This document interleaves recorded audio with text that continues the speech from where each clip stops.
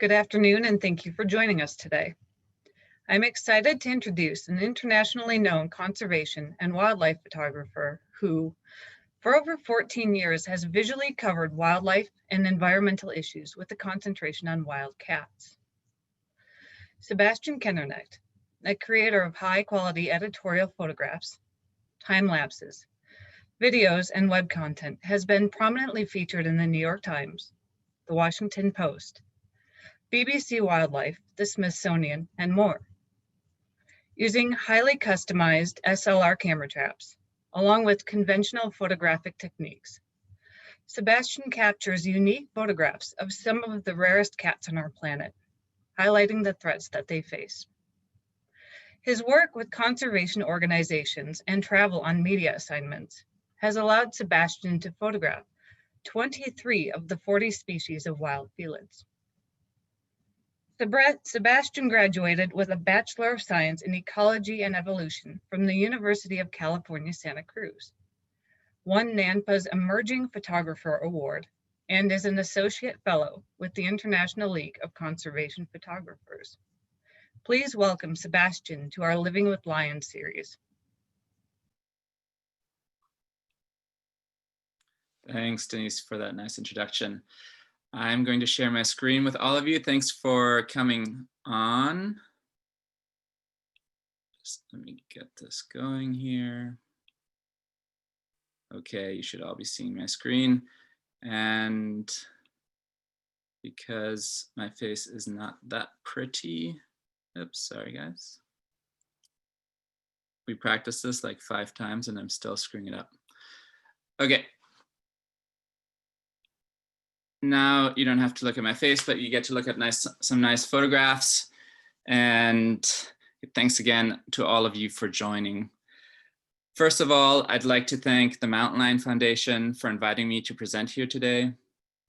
And secondly, and I always have to do this, okay. I would like to thank all of the field biologists. I've had the true privilege of joining in the field.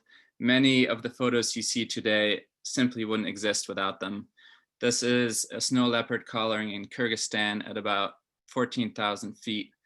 And what I find really cute about this situation is how the hot water bottles are keeping the snow leopard warm.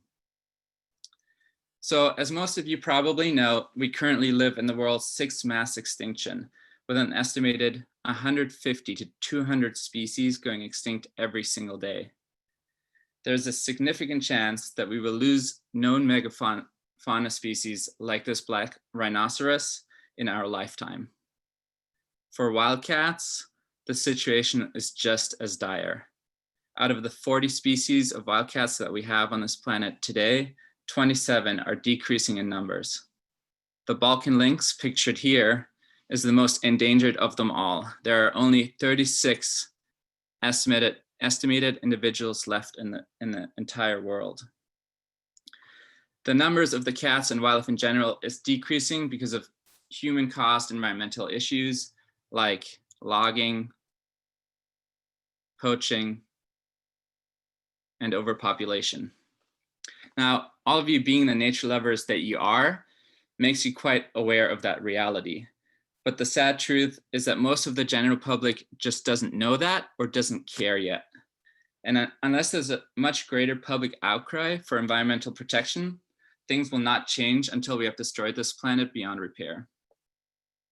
Photography, specifically conservation photography, is a tool that can help turn that tide through education and inspiration for wildlife in general, as well as wildcats specifically. So I'd like to ask that you give me 45 minutes of your attention today and consideration for conservation photography as a proven method for creating change. Because I think it's also a tool that many of you will want to employ yourselves in some capacity. This, by the way, is Alex Silva. He is measuring a black-footed cat. This cat is fully grown at 3 pounds, and these cats are just adorable. I like to call them the scaredy cats of the small world, of the cat world. So today I will discuss what conservation photography is, how it is done, and why it is done. To put it simply, conservation photography is utilizing ethical photography to further environmental and cultural conservation. Let's talk about the ethical part of that statement first. As a conservation photographer, it's really important how you approach wildlife. It has a significant impact on the animals that you photograph. So let's look at this owl image, for example. Beautiful, incredible picture of the snowy owl coming directly at the photographer. It grabs your attention. The problem with it is that to get this photograph, the photographer bought a mouse at a pet store, released it on the snow, and is basically feeding it to this owl. Not only are you sacrificing an animal for the photograph, you're also putting the owl in danger in itself, because the more this practice happens, the more the owls tend to hang out near the road, which means they're much more likely to be struck by cars. And this has actually been scientifically been proven in papers. So this is a fact that most owl baiting photographers just push aside for the sake of the photograph. In my opinion, it's just not a good practice. The second one, and this one is going to be close to the Mountain Lion Foundation's heart, is another practice that I consider very unethical in wildlife photography. It's game farm photography. And in the US, a game farm is basically a private zoo where people keep animals, generally predators, in small cages. And then when photographers and videographers come, they can pay to photograph a mountain lion for an hour. And so what happens, which is what you're seeing here, is the mountain lion gets brought to a larger enclosure where the fences aren't as visible, and gets put into that enclosure and then is asked to do certain behaviors for food rewards. And because it's such a large enclosure and the landscape looks wild, it is really often hard to tell that these are captive animals. Like this photo, it's a stunning image. And these are the images you see popping up on Instagram all the time, and they get thousands of likes. But the reality is that this is a captive cat in a large enclosure being asked to run at the photographer for food. And people might make an argument that that's not that big of a deal, but the reality of game farms is that the animals are kept in small cages. They are sometimes even subjected to fight each other over food, like in this scenario where a wolf is fighting a bear, just for the photographer to get these predator on predator competition photographs. And this is very sad, and I'm sorry to share it, but it is important so you know the reality of it, is that baby season is kind of the prime time for these game farms because everybody wants photos of baby cougars or baby bobcats. And what happens to these animals after the fact, they're sold to whoever wants to buy it, including game farms. So it's an incredibly sad practice, and it's really just using these animals for pure profit. So it's something to be very well aware of when you're looking at mountain lion photos.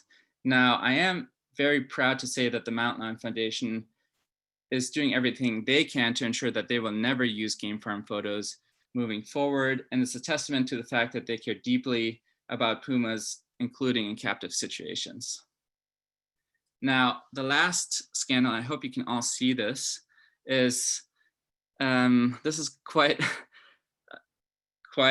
a scandal indeed, because you see the anteater on this termite mound and you might think, oh, those lights can't be real. They're just too green and glowing, but they're actually from beetle larvae that feed on termites, which will eventually metamorphose into adults, and they're just bioluminescent, so they're glowing at night. So that's actually quite real.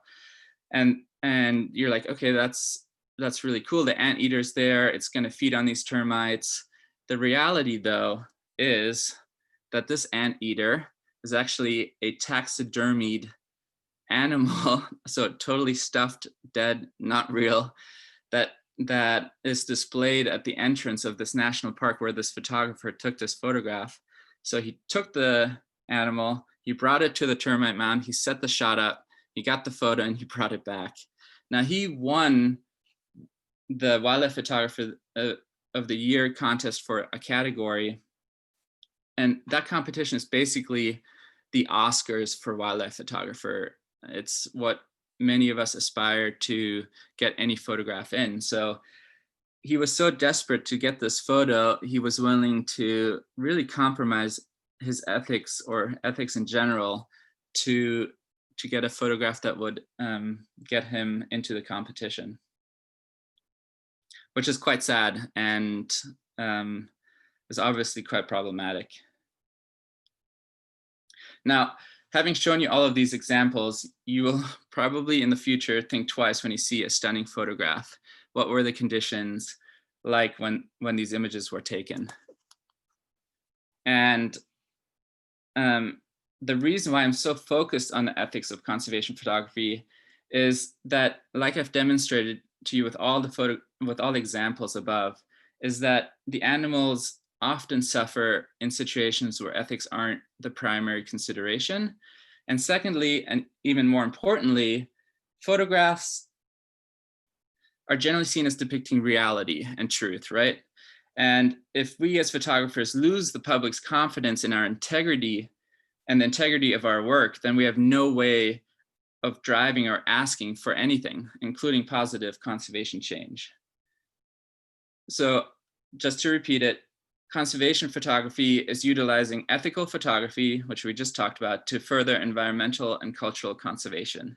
Now let's look at the second part of that definition, which is to further environmental and cultural conservation. Now, photographs have been used for conservation for a long time. The most famous early example are these photos by Carlton Watkins, who took these images of Yosemite Valley as a 35-year-old in the summer of 1861. He loaded up his mules and he took a whole portfolio of images of this beautiful, beautiful landscape that we know so very well. I don't think it's a coincidence that Watkins' photograph is now mirrored and replicated by millions of tourists who stop at the famous Tunnel View Overlook to look at the same scene of El Capitan on the left and Bridal Veil Falls on the right. This is my version of it, and it's not nearly as good as many others, but you just get there and you have to take the photo because it's just so gorgeous. But I digress. During Watkins' visit to Yosemite Valley, it was already the site of mining and logging companies to be made profit from. Now, President Lincoln was shown 30 photographs of Watkins by then California Senator John Cones, soon after which, on June 30th, 1864, Lincoln signed a bill establishing Yosemite Valley and Mariposa Grove as protected wilderness areas. It was the first time in US history that land was designated for public use and preservation, and it was viewed by many as the start of the national park system. So you see the direct effect of showing these photographs to somebody in power, being able to make certain decisions, having a very concrete positive effect. Now, despite this, conservation photography as a discipline wasn't defined until 2005, 141 years later. Mexican-born photographer Cristina Mittermeier, who's a legend within this industry, started her career by highlighting the life of indigenous peoples, including the Kayapo people of the central Amazon. Now, when Cristina Googled conservation photography, the only things that would come up would be how to preserve your photograph, how to make sure it lasts into the future. Well, she knew that wasn't the definition she wanted for it, so she decided to change that, defining the discipline with a definition that I told you earlier. In the same account, starting the International League of Conservation Photographers, which Denise mentioned, it's abbreviated as ILCP. And ILCP is an organization made up of, and I quote, the world's top wildlife, nature, and culture photographers who, in addition to displaying remarkable photographic skills, have each demonstrated a deep commitment to conservation efforts around the globe. Now, even if you only have a little knowledge of wildlife photography and wildlife photographers, you may have heard of people like Nick Nichols, Thomas Pesek, Joel Sartoria, Chris Dslr, which are all incredible photographers and conservationists. It's an organization that I personally am very honored to be a part of. Now, ILCP kind of acts as the 911 responder to any environmental issue.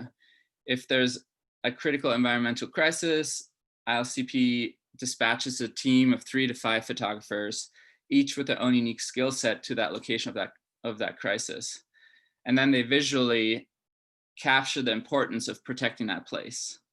So their last mission was to Alaska's Arctic National Wildlife Refuge, which I'm sure many have heard of over the decades because it's been a battling ground between oil companies and environmentalists for a long time. And the Trump administration renewed efforts to open these coastal plains to oil drilling. Well, so ILCP sent 4 photographers up there to photograph the migrating caribou that live on the refuge and that use the coastal plains for their breeding grounds where they give birth to their calves, as well as photographing the, I'm going to say this hopefully correctly, Gwich'in people, who are the indigenous people in the area who would be the most affected by the drilling. Now, this is a battle that's still to be decided whether oil drilling can happen. As of right now, it's actually set to go forward, but hopefully with enough public outcry and a new administration that will change. Now, how can a photographer obtain ethically sound images that could potentially be used for conservation? First of all, it's about getting to the place that you need to take your photos in. This is us being stuck for 2 hours on a 13,000 foot pass in Kyrgyzstan in Central Asia on a snow leopard program. And believe it or not, that horse did pull that car out, which is pretty incredible. It did take 2 hours, but we got there in the end. Though once the road stopped, road, that's not really a road, but once the road stopped, we still had a 4-hour horse ride to our base camp, to our research camp. And so once I'm on location, once those journeys are fulfilled, then there's 2 different techniques that I personally use to get photographs of the cats or the other things that I need to photograph. One is traditional long lens technique, which really just means photographing animals from a distance, generally with large telephoto lenses. The lenses that you sometimes see at sporting events that are just seem way too big. This here, I'm photographing Tule elk in California. And in this photograph here, I am waiting for an African golden cat in Uganda. Now, I hope you guys can see my mouse. I am right here. This is my head. This is like a side profile. This is the rest of my body. My camera's here and my tripod's here.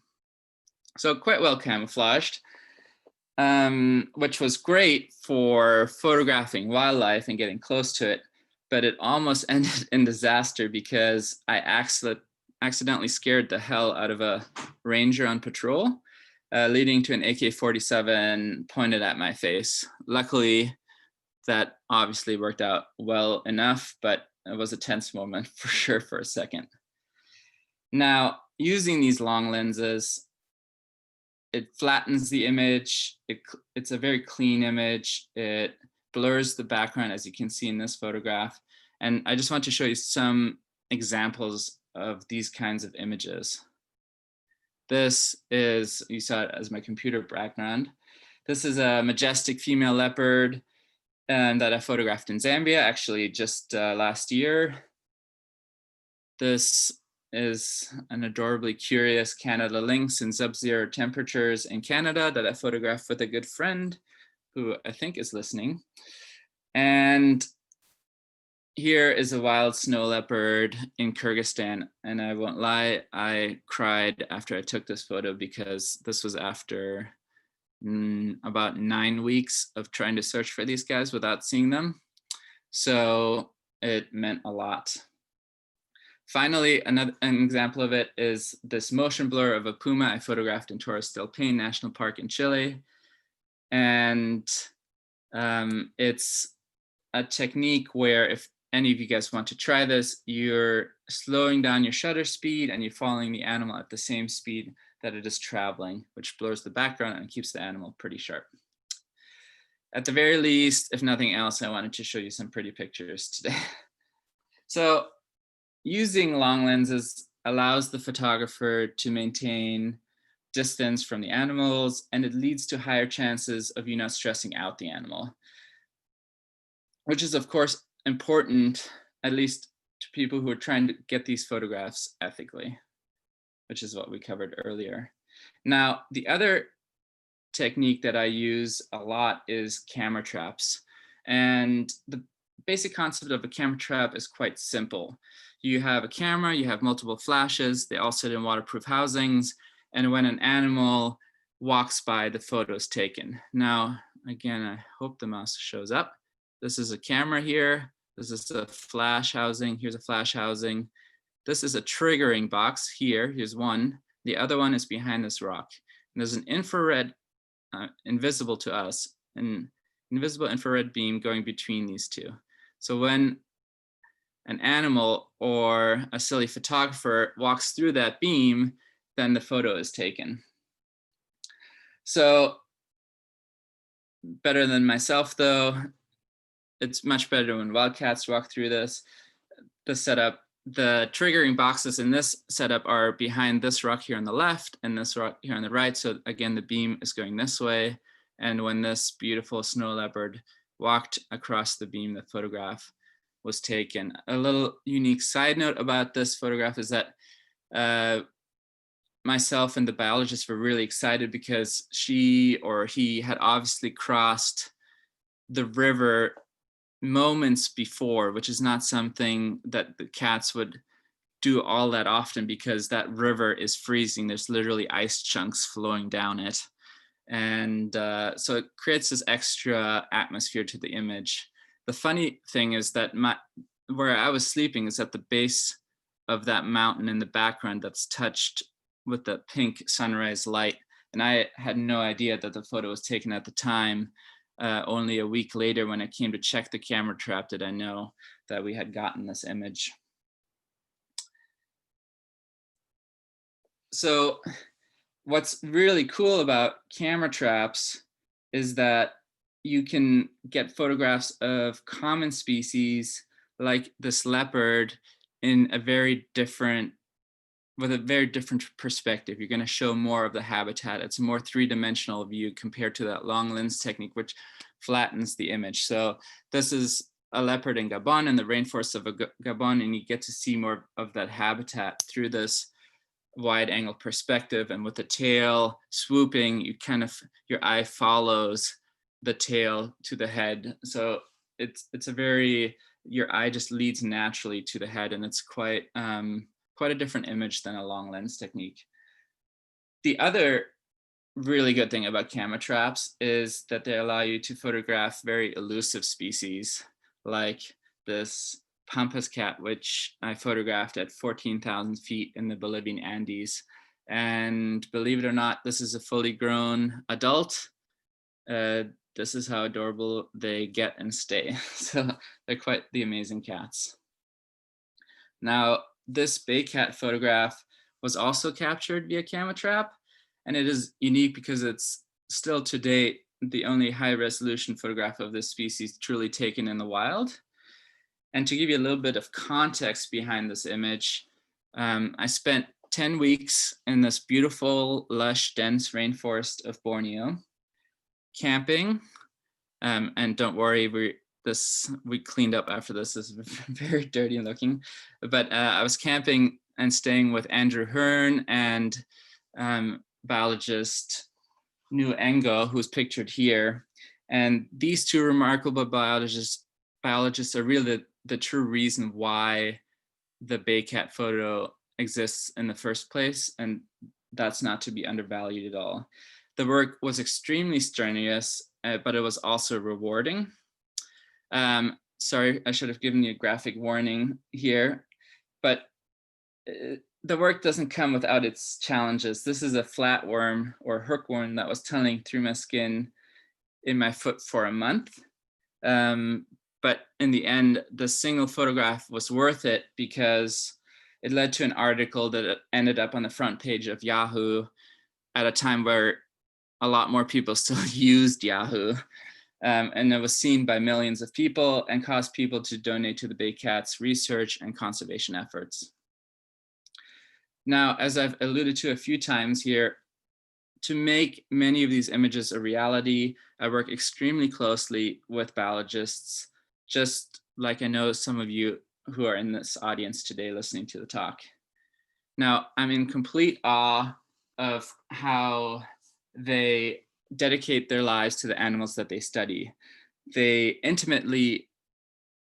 intimate knowledge of their species, of where they like to be. And by sharing that information with me, it obviously gives me a much, much greater chance of getting images of these very, very elusive cats. But the wildlife is really just a topic. The real conservation story is told through the research, the researcher, and the conservation work. To exemplify this, I want to tell you this story that takes place in Africa. The topic is lions in Kafue National Park in Zambia, which is in Southern Africa. And the story is about the collaboration of multiple researchers and organizations working together to curb the loss of lions in this area. So there are currently an estimated 200 to 250 lions in Kafue National Park, which is the size of Massachusetts. So it's gigantic. The park could and should support around 2,000 lions, which means that there could be 10 times more lions than there currently are. That's obviously a big deal, especially when you think about the fact that lions are classified as vulnerable by the IUCN. So why are lion numbers so low in this park? Is it because there's a major highway that passes right through the park and lions are hit by cars, which does happen every year, but it is not the primary cause? The principal factor for why lion numbers are so low is because of poaching. Poaching of the lions directly, but even more importantly, of their prey. It is estimated that 300,000 snares are set in this park every year. And what's crazy about that only 10% of the poachers use snares exclusively. Most use them in conjunction with firearms and spears. So there's a lot of weapons going into this park trying to get bushmeat. This amount of poaching obviously is going to have a big impact on the animals living in the park. The people trying to get this bushmeat, it's not for ivory or anything like that. It's generally for meat consumption. The problem is that it really, really decreases the numbers of these animals. Cape buffalo, as pictured here, are found only at 3% of carrying capacity of the park. So there should be 97% more of the current numbers of Cape buffalo in this park. Zebra, and waterbuck and other ungulates are at less than 10% of carrying capacity. So poaching has a significant impact on these animals. And what that means is there simply isn't enough food for lions to raise their young. If you can barely feed yourself, you're going to have a really tough time raising lion cubs, especially to adulthood.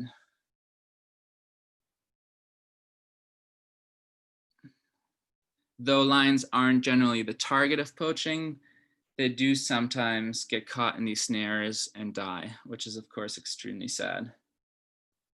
So with the situation being quite dire, conservation organizations are working together to help protect these lions. There's a collaboration between Panthera and the Zambian Carnivore Program. And they really focus on individual prides. They will select one female within each pride. They will collar her. And that data that she emits from the collar gives them location information that tells them where does this pride like to hang out, what's their home range, how big of an area did they occupy, and even more importantly, where do they like to spend most of their time. And with that knowledge, the conservation organizations can give that information to the anti-poaching units, also called APUs. These are run by the government, the Zambian wildlife authorities, and they can then map out, okay, where are we sending our wildlife scouts to protect these lions? I mean, it is literally down to individual lions. These guys are going to go in the area where this particular pride that has been collared lives, to check up on them, to make sure that there's no snares, or even more importantly, that there's no poachers in the area. There's an estimated 4,000 poachers using the park every year. So that's, again, a quite significant impact. When the anti-poaching units do come across a poacher, they will detain them and then they will get sent to the capital for trials. This particular anti-poaching unit has been around for 7 months now, and it has made 47 arrests of poachers, which is pretty significant and a step in the right direction. So now let's take a step back from the story to look at the bigger picture. The story I just told you covers lions and their conservation, but really it's told through the biologists and conservationists working on and for these animals. I've given you a fair share of numbers, but I've only shown you photographs. So the photographs are the real attention getters, and the much needed factual substance comes through the text. The combination of the two can give people the drive to push for that environmental change. It's all good and well having these photographs and having the text and the information, but how do you get it to the public, to get it in front of their eyes? There's, of course, the traditional avenues and outlets of magazines, newspapers, and textbooks. And the reason why I'm showing you these two particular issues of National Geographic is because I was lucky enough to work for a National Geographic shooter who had a feature in each of these issues. I was obviously mostly there to just carry gear, but it was incredible to assist him in taking photographs for these stories. Now, for these traditional outlets, your audience is made up of people who already have an interest, right? You're only going to subscribe to National Geographic if you care about its content. So it's good, but you're kind of talking to the conservation choir. However, it is a very important group of people that you can ask for donations, for example, that's how they will easily be able to contribute to conservation.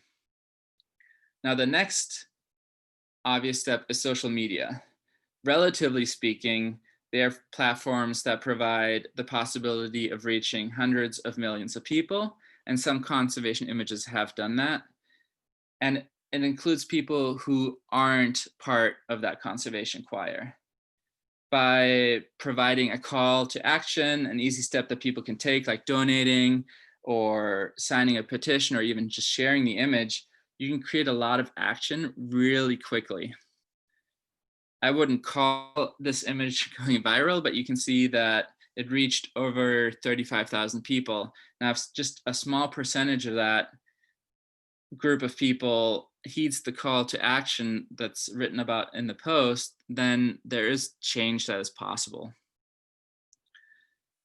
And finally, there's the very out of the box ideas. Sometimes I've seen wildlife images on billboards with conservation messages. There's been live orchestra performances playing music to choreographed slideshows. But this has to be by far the biggest literally way I've seen images portrayed to the masses, which is through the Racing Extinction project.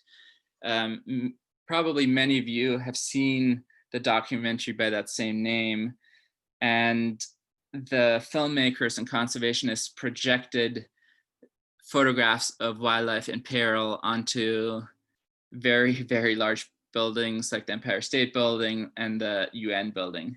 And this kind of in-your-face presentation of wildlife has a capacity to reach just a much larger audience of very mixed backgrounds and knowledge and awareness, and again provides a way to create some very meaningful positive conservation change. Now, why conservation photography? As I've alluded to or exemplified already, positive environmental change is the answer to why conservation photography is important at all.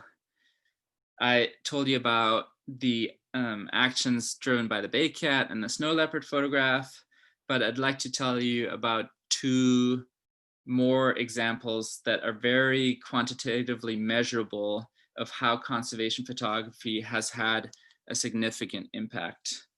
The first approach was like that of Watkins with the Yosemite images by showing the images directly to the government.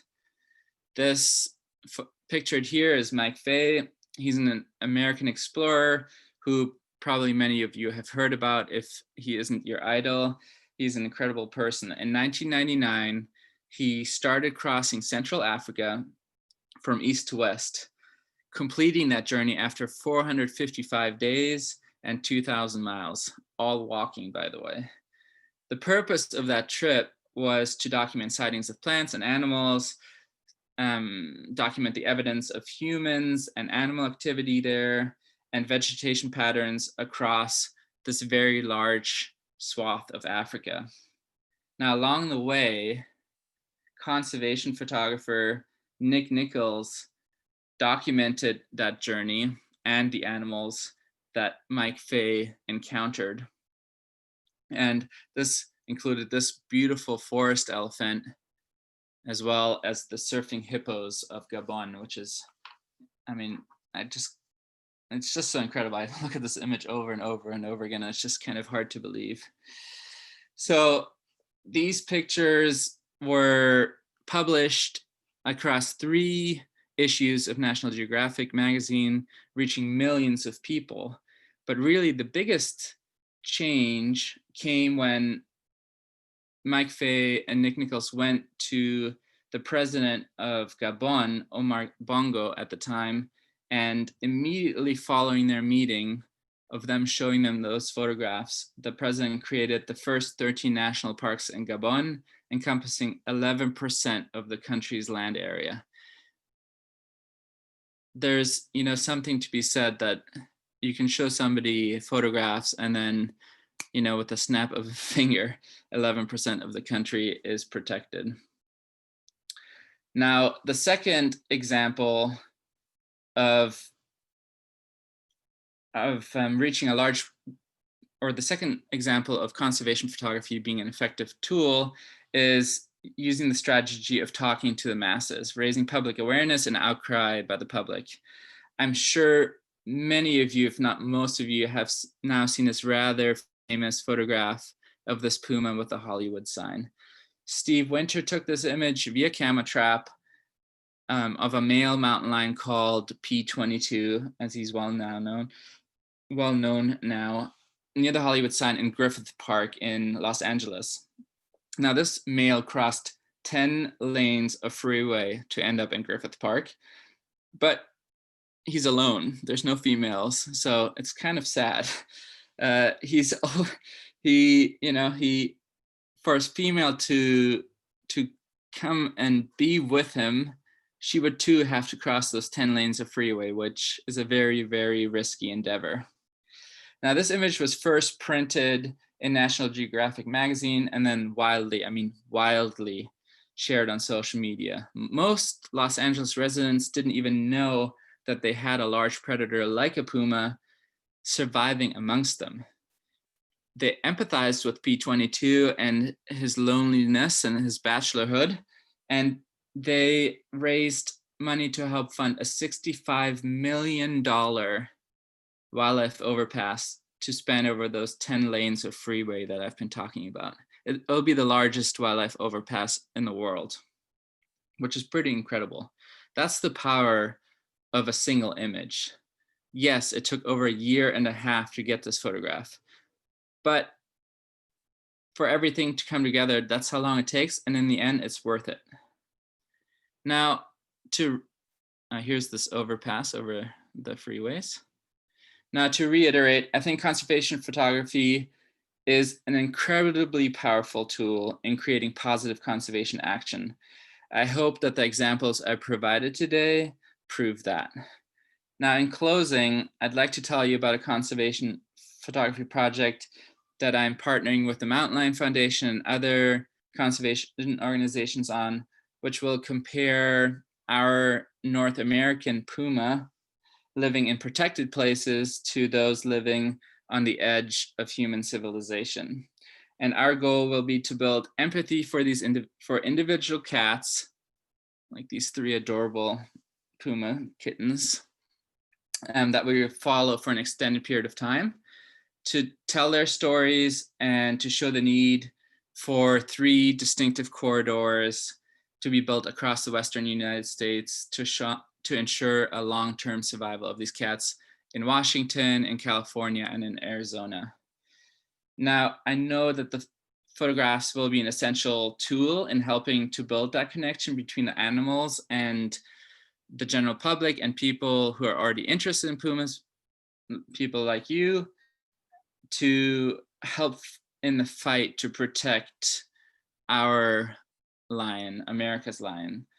Now, if you feel compelled to donate to this project, I think Deborah will give a little bit of information at the end of this. And with that, I will say thank you so much for your time and your interest.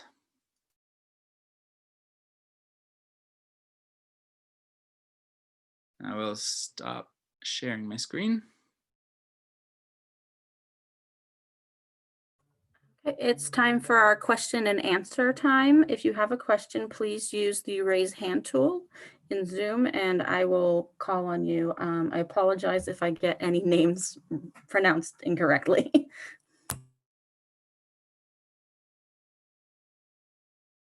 Okay, looks like Danny, you are our first question.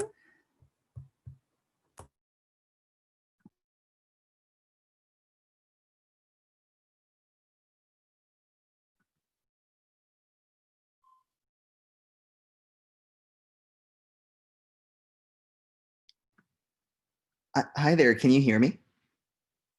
Yes. Hi, it's an honor to speak with you. Thank you. My first question is, let's say you are just starting out with wildlife photography and you cannot afford a camera trap or a $12,000 lens.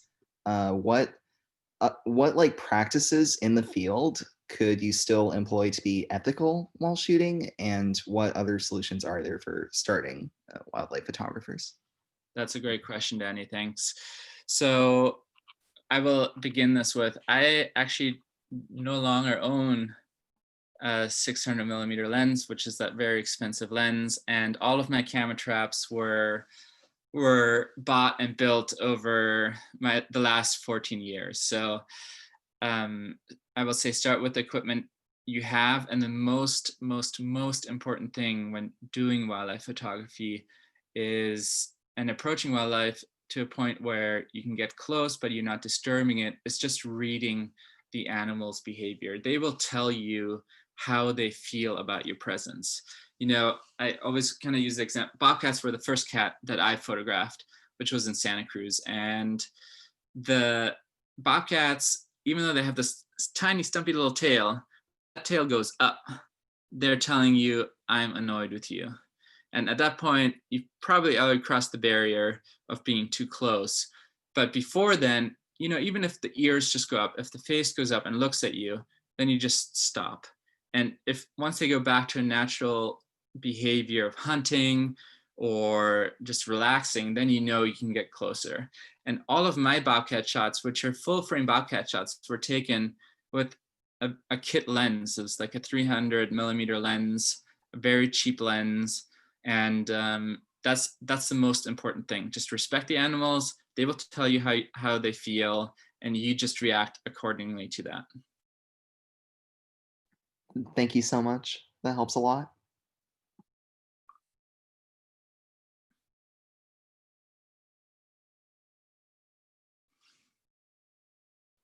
Stephen Shikaze, you are next. Please ask your question.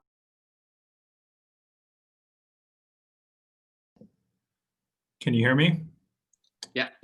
Oh, perfect. Hi, Sebastian. That was a really great presentation. I'm just getting into camera trap photography, and where I'm from in Alberta, it's illegal to put camera traps, even like trail cams in provincial parks and national parks, understandably from both sort of a public privacy perspective and also from an animal welfare perspective.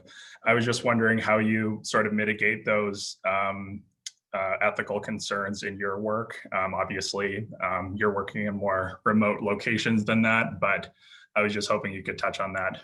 Of course. Yeah, thanks for the question. Two things. One, when I'm setting up camera traps, they always fall under the permit of the researcher, unless I get the permit myself, which is much harder. But because the biologists I'm working with have the permission to put up their camera traps for their research, my camera traps just fall under that. Now, in terms of, so that alleviates the permit issue. Of course, one, there's a safety issue. Two, you want to make sure that your equipment is secure and that you're not pissing people off in the process. So I will never set up on a hiking trail, for example, even though cats definitely use those. I will set up only on game trails. And in terms of the animal welfare or safety, you know, just like I mentioned in the beginning, it's all about doing it the right way. So I don't ever use lures. I don't use baits in any way. And I'm just relying on knowing the ecology of the animal enough. And again, working with biologists who can help me in that regard to get photographs of the cats. And when I first put my first camera trap out there, I was really worried that like the flashes, for example, would have a big impact on the cats. So when I started, I would put a video trail camera next to my SLR camera trap, and I would they would both go on at the same time. So when the cat would walk, I would get to see a video of like these flashes popping into this cat's face just to see how the cat would react. And thankfully, and which is why I've continued to do it, is cats do not care. It's incredible. They barely react to the flash, actually. What they react mostly to is the sound of the shutter, because it's just a sound they don't really hear. So that's why they often look into the camera as well. But yeah, it's really important. Like there's certain situations where I will change my behavior with my camera traps. So if I'm setting up on a kill, I won't do multiple photos in a row. I'll have the settings so the camera takes one photo every 5 minutes. And again, I've had video traps set up on the same time, and the cats just don't react at all, which is why I've continued to do it. So of course, like everybody makes mistakes, but it's a matter of learning them, and like you're doing, asking questions. Okay, that's really helpful. Thank you so much for that. Yeah, thanks. Art Vives, you're next, please. Can you hear me now? Yes. Okay. Hi, Sebastian. What a wonderful life you lead. Oh my God, it's so incredible. A couple of questions for you. First of all, are you familiar with Alan Rabinowitz and his work with the jaguars, and if you ever worked with him? And also the little cat at the beginning, was that a domestic cat or where was that cat from? You didn't say. Okay, so I've heard of Alan. As you know, Alan has passed away. Oh, I didn't know. Alan co-founded Panthera, and I've worked with them a lot. And Luke Hunter, who used to be the president of the group, is a very, very close friend of mine. And that Canada Lynx photo, he was next to me when I took it. For the small cat, it's called a black-footed cat. I call it the scaredy cat of the cat family, it's just 3-4 pounds max, and they live in southern Africa. So they're kind of a semi-desert specialist cat. They tend to den or sleep in burrows made by other animals during the day, and then they come out at night hunting small rodents and songbirds, and they're incredibly adorable. Yeah, they are.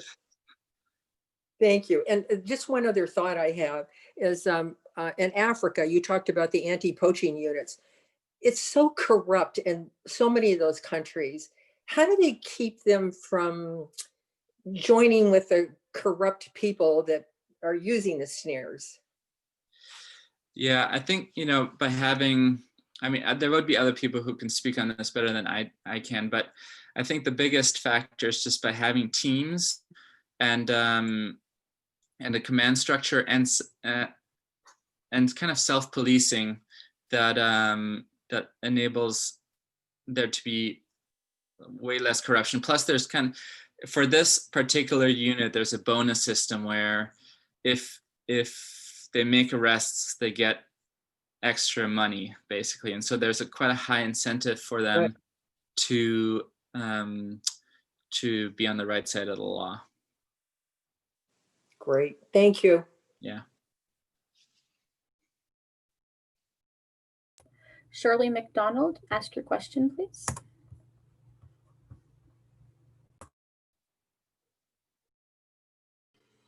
Hello, can you hear me? Yes. Hi, Shirley. Hi there. How did you learn the real story behind the anteater photo? Well, like I said, that photograph was entered into Wildlife Photographer of the Year, which is such a big deal for wildlife photographers that when that news broke, within my industry broke the internet, basically, because it was such a big deal. And so it was all over the news. And this, that photographer made a very clear decision, and it probably means that he will not get to photograph or, work professionally extensively, at least, any longer since that story has broke. Thank you. Yeah. Joellen, please ask your question.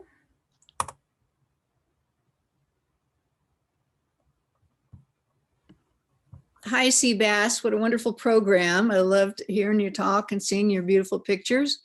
And I have a question about our North American mountain lions versus the Patagonian puma. Mm-hmm. They have a little bit of a different look, like their ears are set differently. Can you talk about how they're different, and are they the same species or a different species? Right. So I'd say about 50% of the photos I showed you in this presentation were, half of them were from North America, either with camera traps or when I was with biologists. The other half is from Patagonia, and those are those southern cats. They're the same species. The cougar has the largest distribution of any carnivore in the Western Hemisphere, which is why it holds the record for the most amount of common names, because it's distributed from Alaska down to southern Chile. And but there's 6 different subspecies, and the North American subspecies is different than the one from Patagonia, and they do look different. They're just adapted to their environment differently. So I think of the Patagonian cats looking a little bit more blocky, and it makes sense because they live in an environment that's quite harsh. It's very cold there a lot of times, and you see that with other cats like snow leopards or manule that live in very cold climates is you're not going to have ears that stick out extremely far, because just like us, what's the first thing that gets cold when we're cold? It's our fingertips, it's our toes. So if you have really long ears, your ear tips would get cold first. So those cats, I think, have shorter ears and block your faces because the nose doesn't extend as far for those cats as our North American cats do. And so that way the face can stay a little warmer. It's just like these small adaptations to living in that environment. And hi, by the way, Jalen. Well, hi, great to see you. Thanks.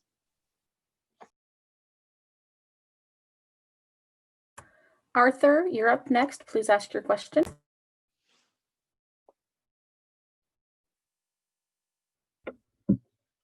Hi, Sebastian. Thanks for the talk, fellow UCSD alumnus here. So my rarest cat is actually the Sri Lankan fishing cat, but I was wondering, do you have any tips for locating and photographing mountain lions in the Santa Cruz Mountains with a DSLR handheld? Handheld. Ooh. Good luck is what I'll say. I hope you have a lot of luck. I've seen mountain lions in California, and I think you can extend this across their range in North America, but I've only ever seen them when I've been with biologists who are tracking them because the cats had radio collars on them. So I would say it's just extremely low chances of running into these cats. The reason for that being is that pumas in North America just know to fear people, and there's lots of research about this, how mountain lions will abandon kills when they hear people, for example, which is actually quite a significant negative impact on these cats that we have that we just didn't even know about. And so and even in Southern California, there was a study that said, I don't know the exact numbers, but the majority of the time pumas were hanging out within 100 yards of a hiking trail. And so like they're around, but they definitely don't want to be seen because they have negative associations with us as people. And that's why people will travel all the way down to southern Chile to photograph pumas there, and this is just two handfuls of cats that have learned not to be afraid of people, that don't run when they see people. So I always wanted to photograph a puma in Santa Cruz. It was my obsession after photographing bobcats. I would say your best shot is looking for lots of signs, look for tracks, look for scat, and spend a lot of time out there. But enjoy the time you're spending out there rather than the pursuit of the result, because you're going to have more pleasure in the former. Okay. Do you think they're more likely on trees or more like on ground level? Ground level. Okay. Yeah. When you see lions and trees, that's generally because of one reason, and that's because there's hounds at the bottom of those trees. So in hunting in North America, hunting by hounds is legal in most states. Deborah can correct me on this, but basically houndsmen will release their dogs. They pick up the scent of a mountain lion, they chase it, and then the cat goes up a tree where it feels safe, and then a hunter comes and shoots it, which is, you can make up your own opinion about how sportsmanlike that is. But so if you see a cat in a tree, it's because there's hounds at the bottom of it. It's not where they like to really hang out all that much. I have one photo in there in the presentation right at the end from a collared cat in a tree, and that's when the Santa Cruz Puma project had to recollar that cat. Gotcha. Thank you. My pleasure.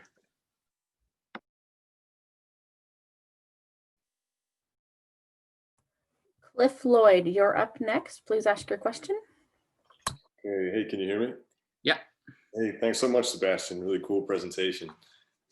Good answer to these questions. I was really surprised when you're talking about some of the African game preserves that one of the main motivations for poaching was food and sustenance, bushmeat, as you called it, and not more so the hides or trophy aspect of it. That was really surprising to me, that it was coming from a need for food. how's that being handled in a sort of a greater way or addressed? Yeah, great question, Cliff. You know, I was giving you a very specific example. So Kafue National Park, that's the poaching that happens is because of a need for, or a desire for bushmeat, I will say. And in other parts of Africa, you know, it's ivory and it's like a military war kind of a deal. Where in Kafue, it's mostly local people coming into the park. And in the end, conservation of any animal is really a social issue.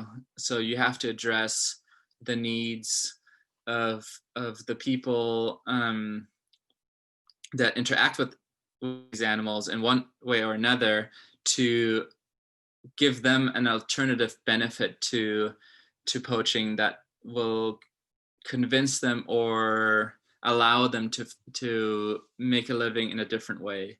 And the anti-poaching unit that is in place now it's a short-term solution, really. You know, they've made incredible arrests and it's great, but it's partially in place because the numbers are so low that this is the most desperate measure that they needed to implement to save these lions right now. Long-term solutions, of course, are, and that's the only way it's sustainable, is what are the alternative ways that people in the surrounding areas can benefit or can benefit off of the wildlife or acquire meat in a different way, whether that's implementing, you know, different farming practices or some kind of like micro business loans to help them. So you have to work with the people to create solutions to these environmental issues, really. Absolutely, thank you. And just so is the need for bushmeat coming from more a survival aspect or a preference aspect? Both. I would say both. Yeah. Okay. All right. Thanks so much. Appreciate it. Thanks, Cliff. Diana, ask your question, please.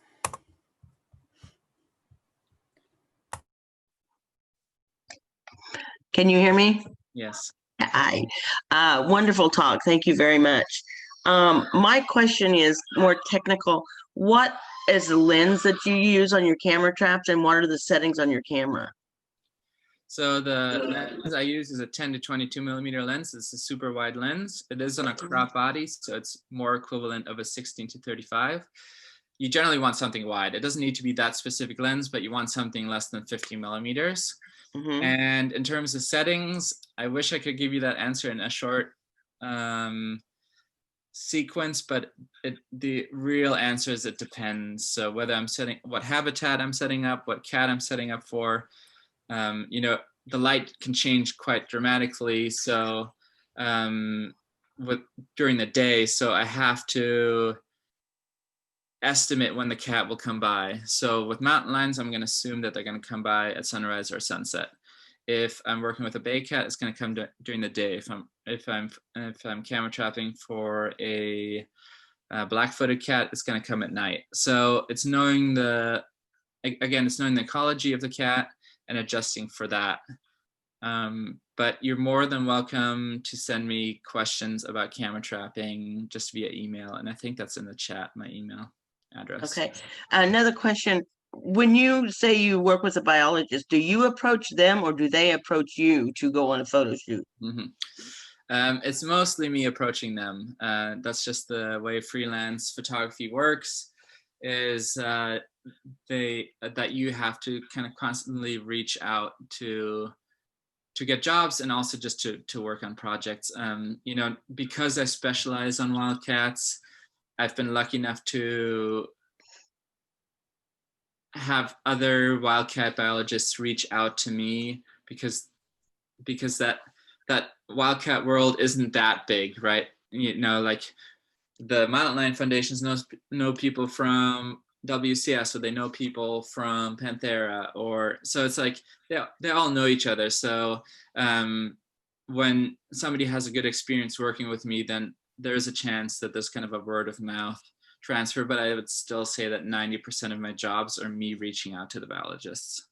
Well, let me invite you to come to Southern Texas and do a photo shoot for our ocelots that are here, because they are extremely endangered and they need all the publicity they can get.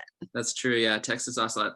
There is some stuff coming out about them, which is quite nice. Ben Masters is doing a Texas ocelot film, which will be really cool. But yeah, I'd love to see those cats. Thank you. You're welcome. Thank you.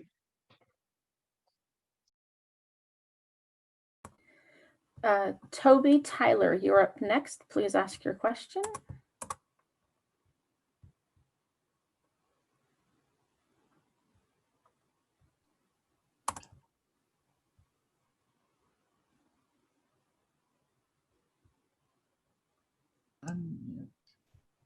Can you hear me okay? Yeah, I can hear you now. Okay. Excellent presentation. Thank you.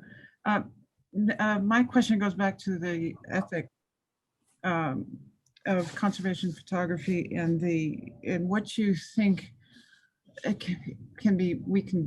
people can do about these game farm photos and other situations that are unethical.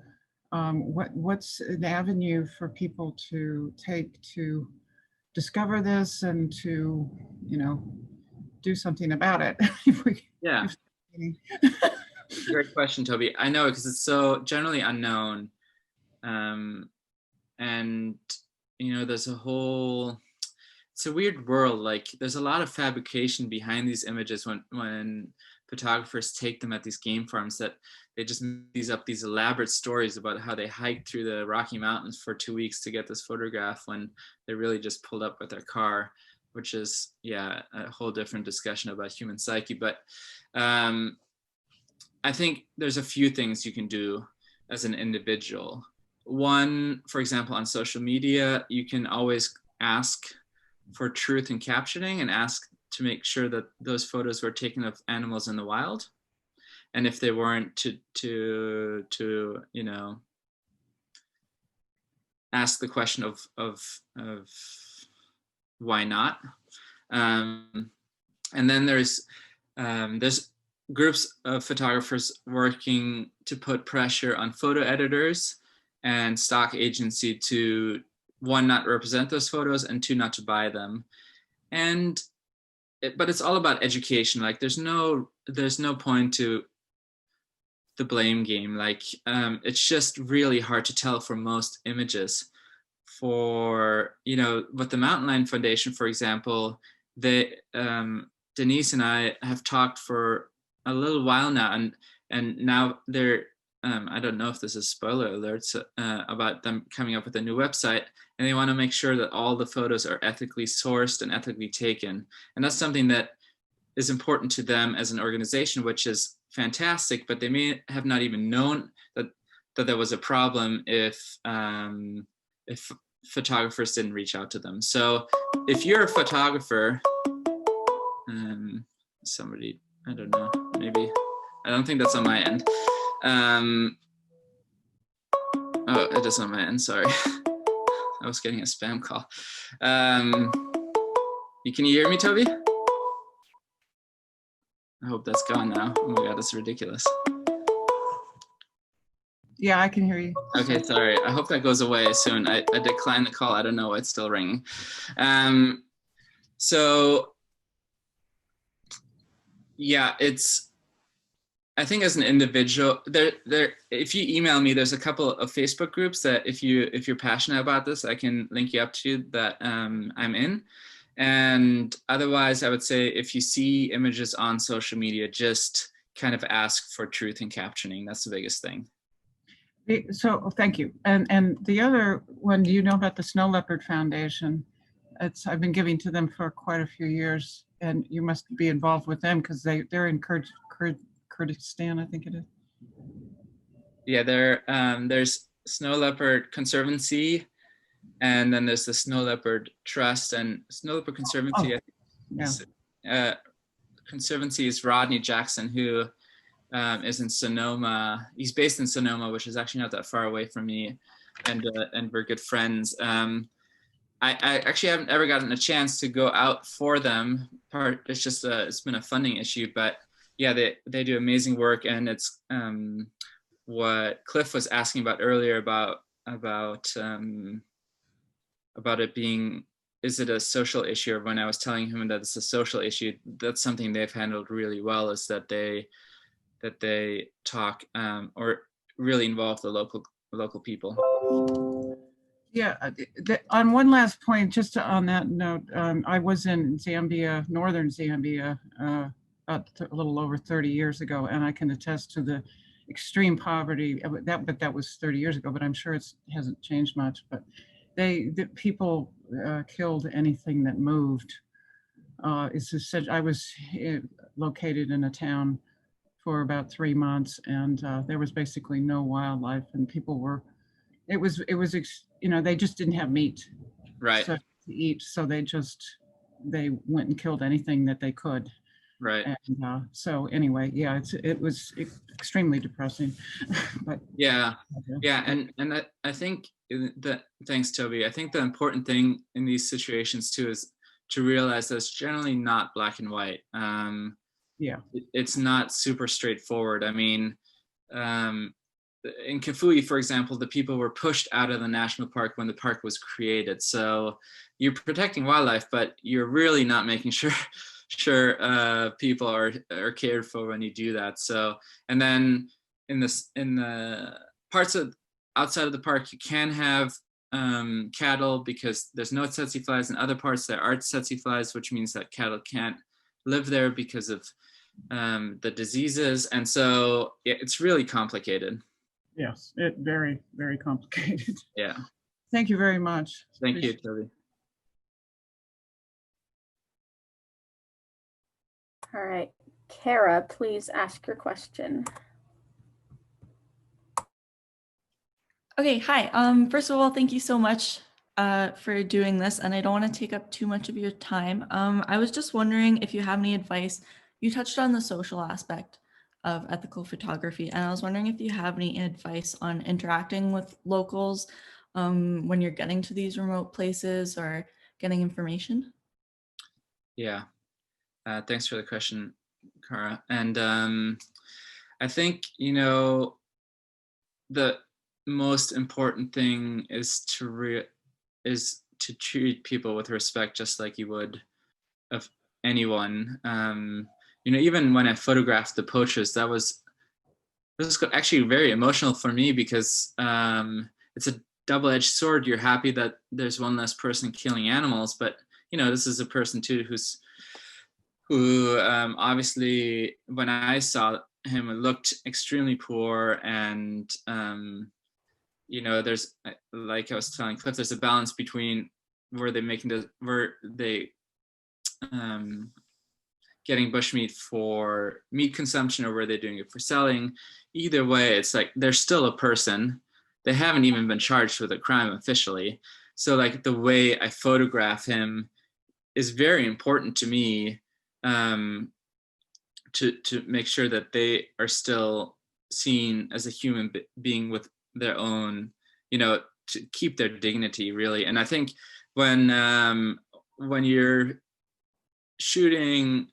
photographing any person in any situation, I think that's really what it comes down to. And yeah, that's the way I approach it. Yeah, definitely.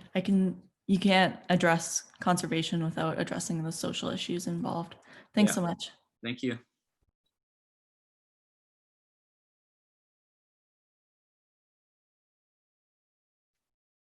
Okay, Karpani, please ask your question. Thank you so much, Sebastian. This is just totally beautiful. I'm so glad I was able to attend. Can you hear me? Yeah, thank you. Thanks for attending, Karpani. Yeah, I grew up in Los Gatos, Santa Cruz, in the 50s and 60s. And I've never been able to ask this question before because I didn't really have the opportunity. But I was about 15 years old roaming around the hills in Los Gatos, and when it was still hills in Los Gatos. And I saw a panther, a puma. It was black. Ooh. Have you ever heard of that? So They come in different colors. They do definitely come in different colors. That's a great question, Kripani. I mean, their colors range from that light sand colored gray of southern Chile to dark red in the tropics, and then kind of getting to that brownish red color that we have in North America generally. There has never officially been a recorded case of a black puma. So officially it doesn't exist. It doesn't mean you didn't see one, but it's, you know, there's often cases of black panthers being reported in the United States, and it's just, there's never been any actual evidence of them occurring. Bobcats, for example, are another species that barely ever shows melanism or this black color morph. There have been 3 recorded, the last one being just a few years ago from a trapper. So statistics would say, no, you didn't see a black cat. It was either like backlit, or it was just very dark, or something else, but I'm not going to tell you you didn't see one. Okay. Yeah. Thank you for that. I'm wondering if it was just because, I mean, Los Gatos, you know, Panthers, the Puma is very dear to my heart anyway. And maybe I know it wasn't a dog. Yeah. It was not a dog. And it was in the golden grasses of the hills. Maybe I was just excited, but I think I saw it. Well, if you saw a mountain lion, that's already like in California, that's like winning the lottery. So that's what I would hold on to. I'll just go with it. Thank you. Thank you. Are there any more questions? Oh, okay. Carol, please ask your question. Hi, I was curious, thank you again so much for the presentation, it was wonderful. But I was curious how you got the picture of the baby mountain lions at the very end. Yeah, so the only way I could get that photo is I was working with the Santa Cruz Puma project, who they're about to close down sadly, but they're based out of UC Santa Cruz. And they do these regular den visits where they'll have a female collared. When they see that she hasn't really left an area for more than 3 days, they know she's denning. And then they'll wait a couple of weeks, and then they go check to see how many kittens were born. This is just for statistical analysis for mortality statistics. So if there's 3 kittens born, then how many make it to adulthood? That's the main question that they look at. And for that, they need to go to the den and see it. And I was allowed to join on 3 of those den visits and see those cats. So it's obviously a highly sensitive situation. I would never try to do it if I wasn't with the biologists who are going in there anyways. And it's really interesting. People are like, isn't the mom going to defend her kittens? If you've ever, like, having now seen what a puma den looks like, you would never ever find this thing if you didn't have the exact GPS locations. So what happens is the mom just leaves when she hears people coming, and hoping that you're not gonna encounter those cats. And again, if you wouldn't have the exact location of that den, you would never find it. They're so well camouflaged. Not just the cats, but the dens themselves. I mean, some of them are just, you know, really, really in these burrows down in very thick bushes and stuff like that. So yeah, if I wasn't with biologists, I would have never taken those photos. And I'm very thankful that I got to join them. So the mother doesn't come back? She comes back as soon as you leave. Yeah, as soon as you leave, but she waits. Oh, interesting. Okay. Yeah, she waits like about, you know, a couple hundred yards away, waits for you to leave, and then she comes back. The majority of the time, she doesn't even move the kittens after that. but sometimes she'll just move the den a few, less than 100 yards even, you know, because of the disturbance. But obviously all of these things are, you know, highly regulated and permitted. The researchers have to go through a lot of work to make sure that they do these things correctly. Oh, I'm sure. Well, thank you very much. Thank you, Carolyn.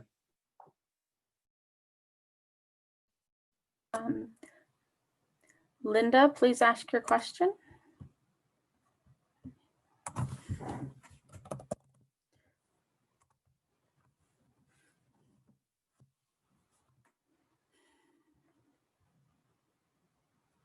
Okay.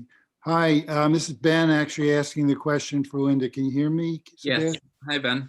Hi. So, Sebastian, in the very beginning of your talk, you mentioned population as one of the causative problems for conservation in general and cats in particular. And as I'm sure you're aware, population growth in sub-Saharan Africa is terribly fast, and seems to me that is likely in the long term to be the most destructive force acting on wildlife in general and cats in particular in sub-Saharan Africa.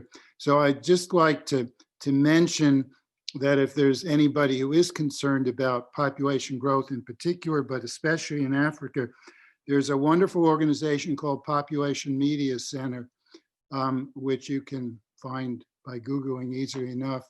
And they are working to educate people around the world, but especially in sub-Saharan Africa, about why it's good to have small families rather than big families. And I think contributing to that organization will help all wildlife conservation efforts in Africa. Yeah, thanks, Ben. I don't know that organization, and you know, overpopulation is obviously a very conflicting topic to talk about. But in the end, it is something we definitely need to address. But it's more about, you know, I think the biggest thing to talk about in that regard is, you know, increasing education, for example, rather than saying you can't have this many children. It's about education. And the same goes for, you know, us in the Western world, for example, about how much we consume. So I will check out the organization you mentioned. Thanks. And it is an important thing to consider. Yeah, it's basically an educational organization. It basically uses radio, especially because most people don't have TV, and soap operas that are worked out in conjunction with local experts on family planning and whatnot, to just try and convince families, women especially, to have fewer children. Obviously, education is important. Also, that probably is part of the programming, but I'm not in Africa and I don't know exactly what they're doing. But they do know they are successful in the sense that when women come into the family planning and birth control facilities and are asked, you know, why are you here, that it's clear from their responses that many of them have been influenced by what these soap operas and whatnot that PMC has put out. It's similar to what you're saying, using your photographs to educate people about conservation, and PM's Population Media Centers using the mechanism of soap operas that people are interested in to educate people about family planning. Yeah, thanks, Ben. I'll check them out for sure. Danny, please ask your question.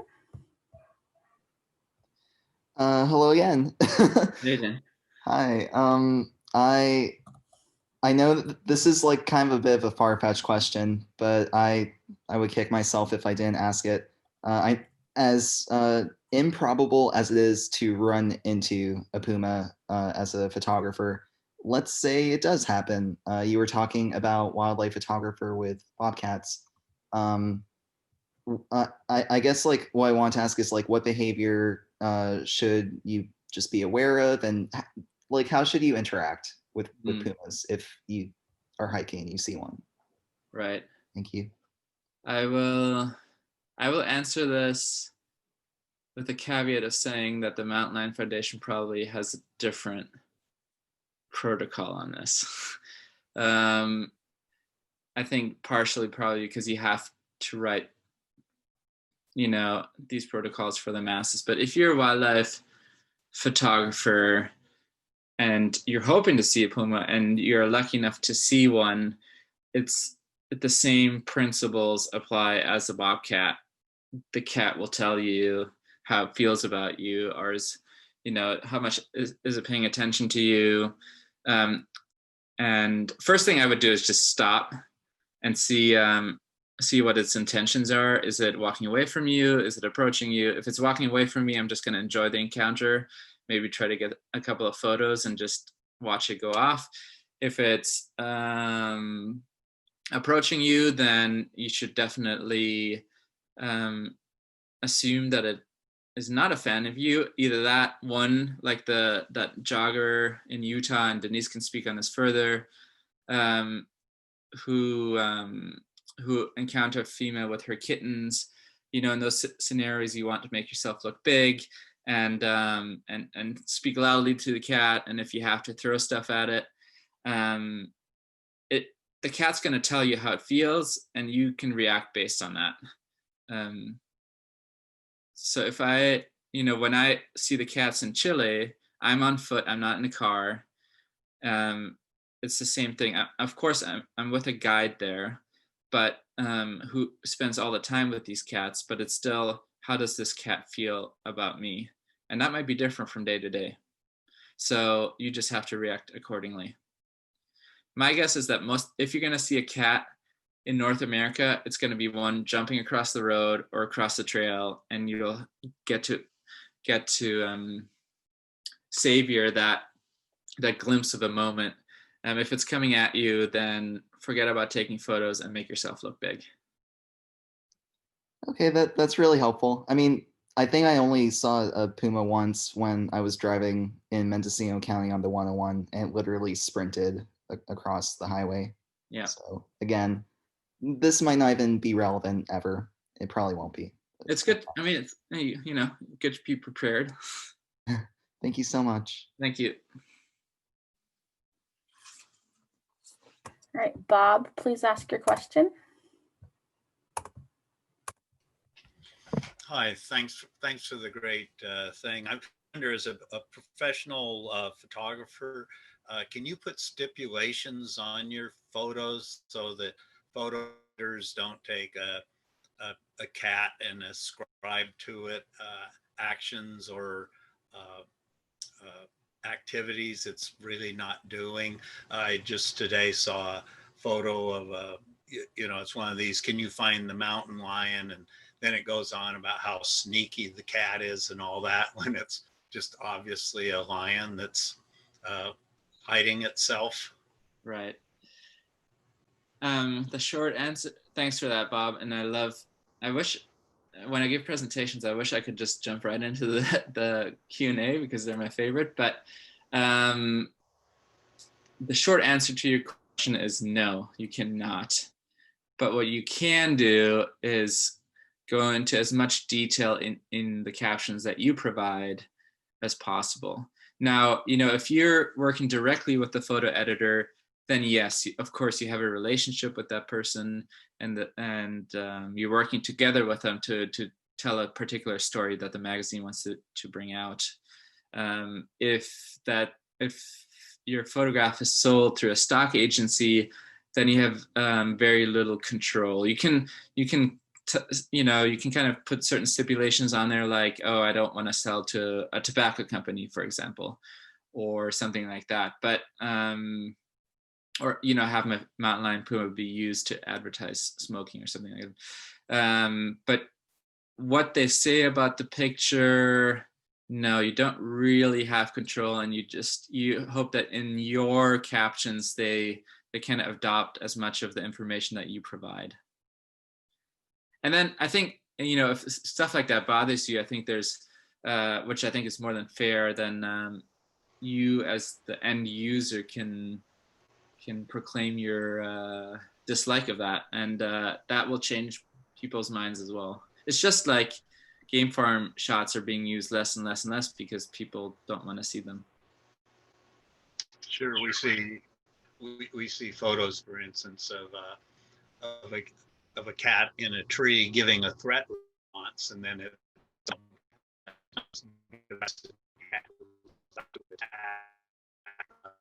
I could manage that, but apparently not. Thank you. I appreciate it. Yeah, thanks, Bob. You're breaking up mostly during that. I think you're talking about cats and trees. And yeah, again, if I see a cat in a tree photo, a puma in a tree, my blood automatically starts boiling because I have a feeling that. Right. Yeah, I was saying that captions on cats and trees, especially one giving a threat response, will make it be that the cat is somehow being aggressive and attacking when. Right. And so I was just agreeing with what you've said. And right. Thank you. There may be other questions. We have one more question. Steve Flaherty, please ask your question. Hi, Sebastian. Just wanted to give you a shout out and thank you for your posting of the scientific journal documents in your Wildcat Research page on Facebook. And that led me to the question of how does a wildlife photographer deal with the massive amount of stealing of imagery on social media? I know from my volunteering with Cheetah Conservation Fund, Tom Brakefield gave us permission to use one of his images as our logo. And I kept finding that exact image all over the internet and ended up reporting it to him. And, so they would individually have to go after these thousands of essentially poachers. And oftentimes using the image for something that's contrary to what the photographer intended the image to be used for initially. You find your image in a hunting group or something. Yeah, that's a great question, Steve, and a good one to end on. The answer to that is it's basically impossible to follow up on this stuff. When people let me know that my images are being used, then I may reach out. Or I generally reach out. Now, that's a double-edged sword in a way. I would say that I'm not going to go chase everyone who uses my image illegally. I don't have the time for it. Wildlife and conservation photography makes little enough money that I need to focus on the avenues that where I can survive. But the way I think I have justified it to myself is that that most of the time those images are being used for positive messaging about cats, and conservation is what I personally care about most. So if more people receive that message and might think about protecting those species, then I'm okay with that. All right, thanks a lot, and thanks for all you do with the Snow Leopard Conservancy as well as the Mountain Lion Foundation. We really appreciate it. Thank you. Okay, it looks like we have one last minute question. Randy, please ask your question.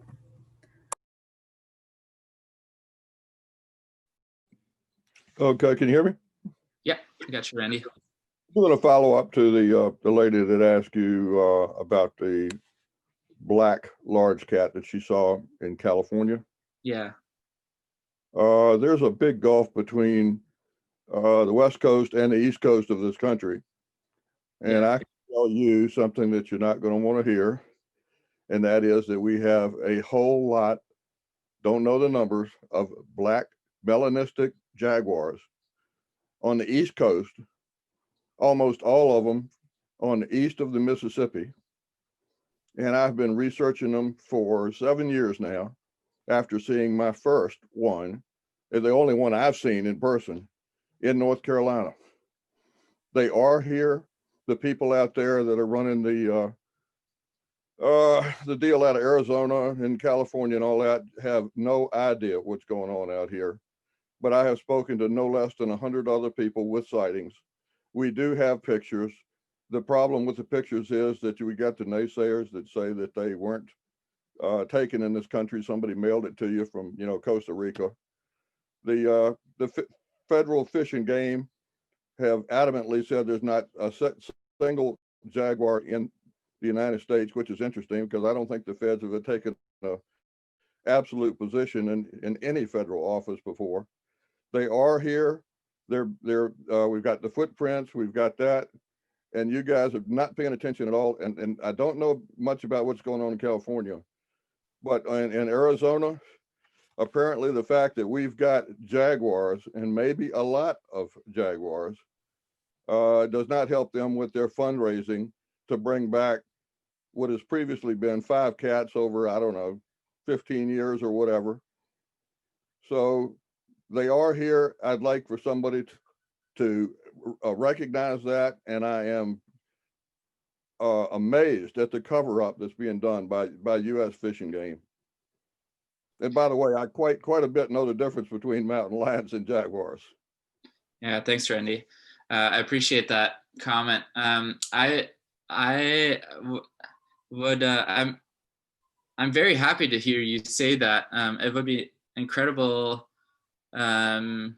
if North Carolina has jaguars, and I'm not going to tell you that you're not right. What I will say, I'd love to come out there and photograph them for you, and then let's uncover this cover-up. Well, as you know, a lot's got to be done before then because your chance of just walking up on one are not good. I'm in that process right now of recognizing where the true numbers are, and right now the state that has the most of them, hands down, is Kentucky. Yeah, I mean, I'd love to chat with you past. And they're also on the coastlines with very few in between on flat ground. Okay. Yeah. So I'd like for you to have a look. Please email me, Randy, and I'd love to continue that conversation. I think we're running out of time, but I would love to continue chatting. It's taboo for everybody else, so I hope you get to me. Thank you. Will do. Thanks. Okay, that was our last question. I think Deborah has a closing statement for everybody. Everyone, thank you so much for being with us today. Thank you, Sebastian, for taking time out of your busy day to meet with everybody. We're looking forward, folks, to continuing our work with Sebastian. We're going to be announcing an upcoming education program we're working on to help mountain lions in North America. And we'll be sending that information out by email and on social media pretty soon here. And I wanted to let you know, too, to look forward to our webinar in February with Dr. Jennifer Verdelin. She's going to be introducing us to the animal guide to finding love and raising kids. Should be an exciting one, too. Thanks again. Thank you, Sebastian, and everybody be safe and be well. Thank you.